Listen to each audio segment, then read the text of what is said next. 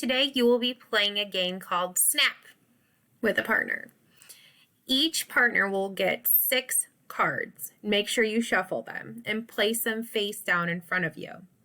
At the count of 3, you and your partner will turn one of the cards over, and if it matches in terms of a beginning digraph or an ending digraph, you will shout snap.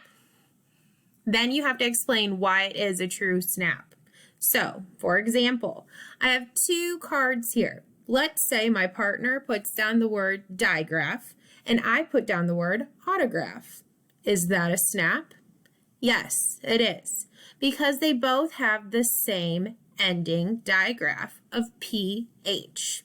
So, whoever says snap first explains why this is a true snap, the same ending digraph of PH, and that partner gets to take both of these cards.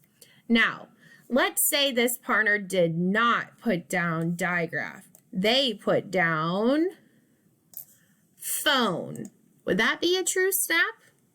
No, it would not, because this has a beginning digraph of PH for phone, and this word has an ending digraph of PH, an autograph. Go through as many as you can. Whoever has the most wins at the end wins the game.